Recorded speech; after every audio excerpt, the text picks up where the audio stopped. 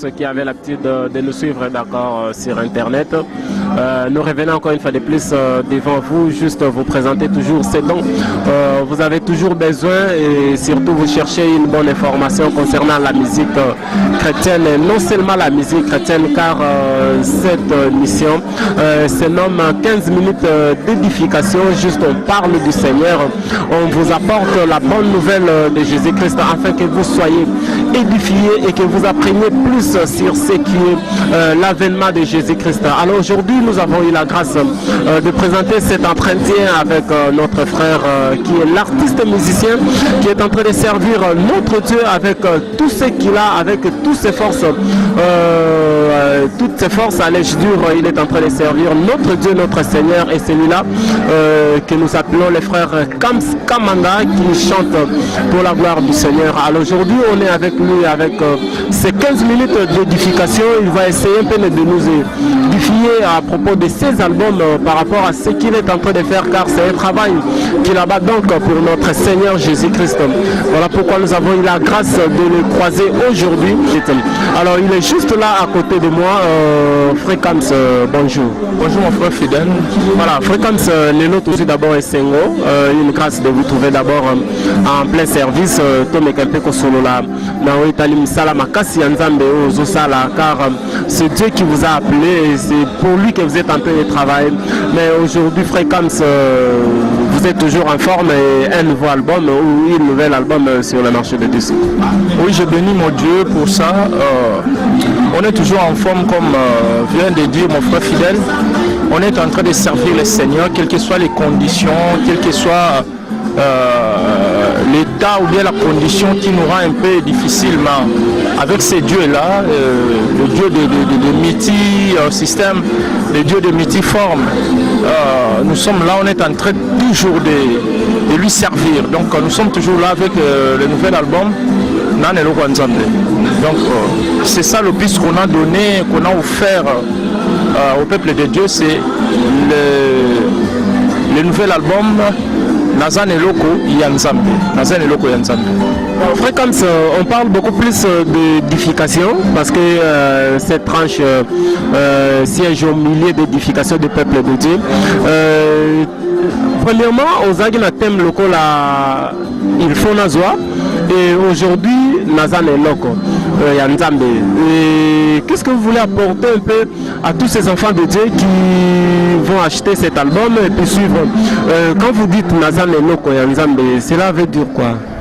Ok, la fois passée ou bien l'album précédent, les titres ou bien les thèmes d'album étaient Fonazwa. C'est là où dans le Belaki, Nani Foazwa et il faut Zwa Nini. C'est quoi il faut Nazwa? J'ai beaucoup parlé là-dessus, Koloba. C'était tout simplement que Samuel Nzambe que Yonde Mutu, Ozana promesse, Yonde Nkolo Alakayo, toi mon serviteur. Tu seras prospère et tu seras très haut placé. Donc, Ozana droit na yango parce que Bilaka wana ezaka likolo na yo.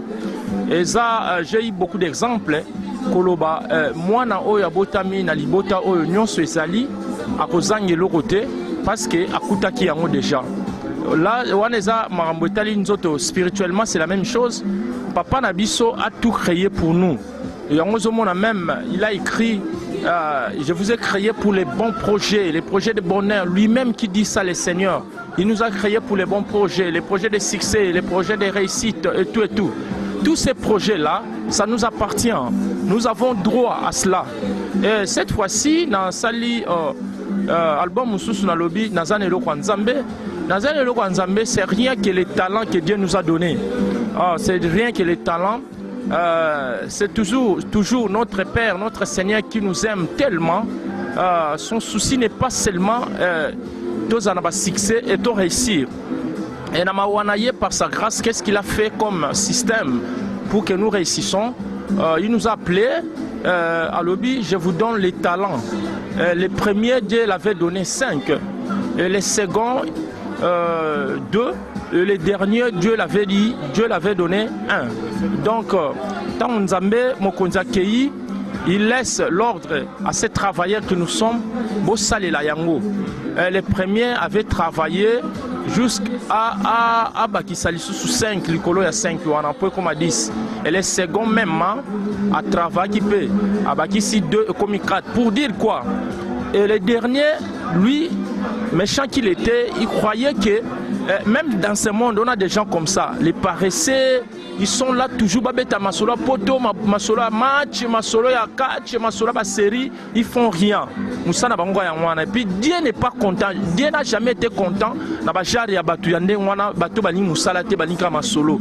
Et l'autre là, je crois, et l'autre sala qui a zong saka talent moko wana encore la pesa que c'est la même distraction ya ba masolo, la même distraction ya ba buzoba.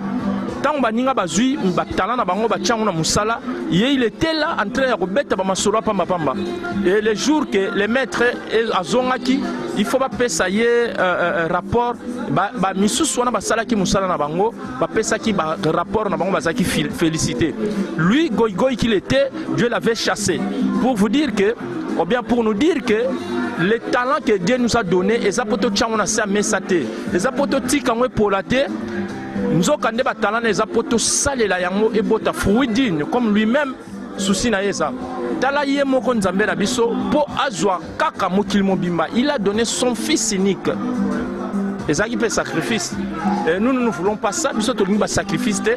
Biso tolingi makambo kwe ya kaloko la man. Mais non man ne kwe ya souté.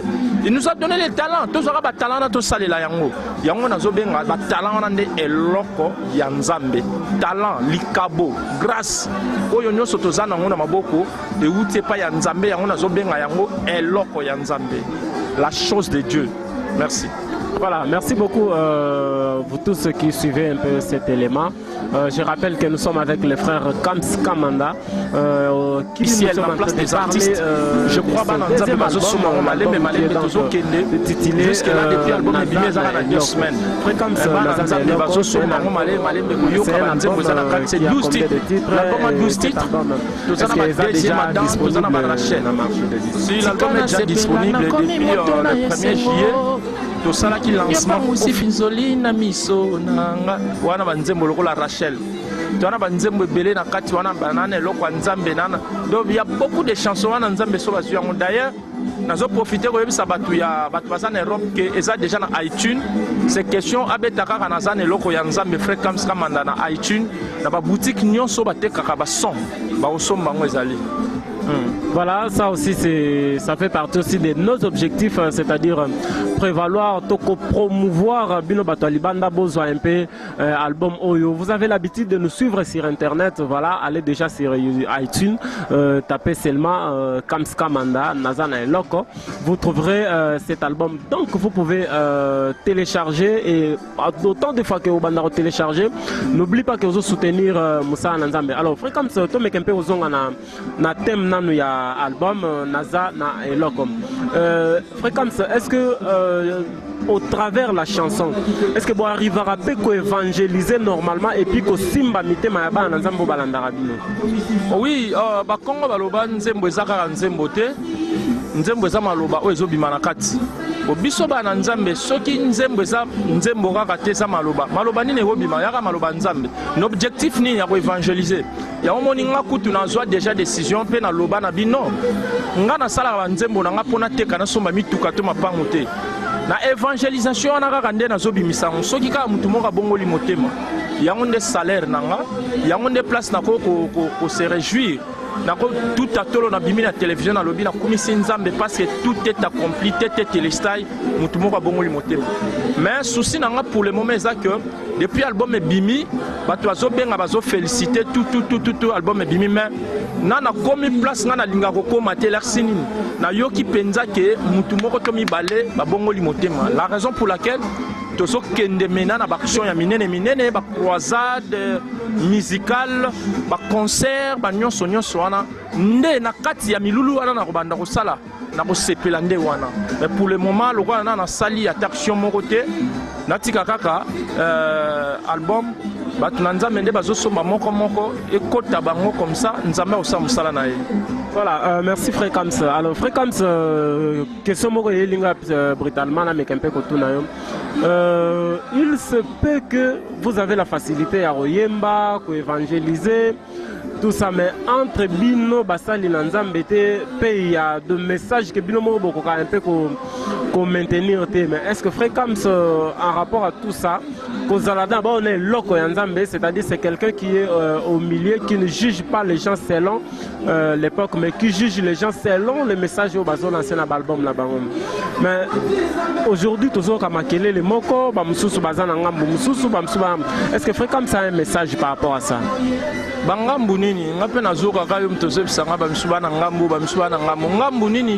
comme si Bamsuba salé la Nzambe vraiment à soloté, bazo koti sabakombo, mususu na banzembo na bango, tout ça. Est-ce que vous Fréquence peut avoir une idée ou un message par rapport à ça? Bon, non, on a eu thermofoité. Ce qui est thermofoit et bimi, et là, j'ai envoyé banane, j'ai salé la Nzambe, j'ai salé la Nzambe. Mais conseil na zolo bana Israël, ba sacrificateur bazaki koye bana facilement. Et puis ba sacrificateur bazaki na mabota nyonso te. Bazaki na libota ya rond. Et zalaki na ndenge moko facilement, faut comprendre que waza sacrificateur. Bazaki na ba roba milai, bazaki na ba effort, bazaki na irim na tumim. Donc bazalaki vraiment na marambo belé banda la saké o waza sacrificateur. Bisope tikete ba fui na biso to misala na biso ye banakaka na otozo sala vraiment naza na thermofoite papa fidèle mais souci na biso eza que to sala musala na kobanga ye nzambe mo yebi. Voilà, un grand merci na bana nzambe nyoso bozolanda bongo Fréquence Kamanda. Alors par rapport à l'album, le biso batuna pour ça yango, c'est beaucoup plus iTunes ou zana ici comme sous référence, surtout adresse sous au copé ça ba nzambe nyoso ba lando na Bruxelles, ba lando na Brazzaville, ba lando un peu partout na mokilipe ba mesana kolanda biso ba mesana kolanda GCTV na internet Génération Congo na internet au cause na message nini au pesa ba par rapport ya aux album na pesi merci na ba union so ba kolanda biso Kinshasa, Brazzaville, partout na poto Asie, Amérique, Europe. Biso na Congo tozaka penza ba internet c'était ya télécharger ma bien na Afrika to sala mingi ba Facebook ba biloko wana oyo te apportera biso rien mais nazo parler na ba internet parce que lelo na poto soko che banzembo na yo na YouTube te ba kochela yo do so che na YouTube te ba kochela yo na YouTube pour na bana poto vraiment occasion ga ya ko soutenir frère na bino za ya ko télécharger banzembo na YouTube et puis kosomba ngope na iTunes et ça c'est important donc tika nzamba pambola bino ba CD za na Kinshasa sote kama déjà boko contacter biso na 00243 89 77 194 79 na lobi 00243 89 77 194 79 soko bengi biso to okomeli biso na page Facebook Kams Kamanda ou bien okomela biso na WhatsApp na même numéro wana ou bien okomela biso na Kams Kamanda Gospel Live ou bien kaka pe okomana Kams Kamanda Channel TV nyonso wana eza ba adresse na biso to répondre yo okotinda pe soutien to kozwa ba c'est des autres comme 10 pièces eza na $10 pièce moko eza na 2500 francs congolais na kanisi na mbongo na biso awa eza 1.5 dollars mais na gros nango eza na $1 mais na détail eza na 1.5 donc nous on est là tozo servir nzambe boyoka biso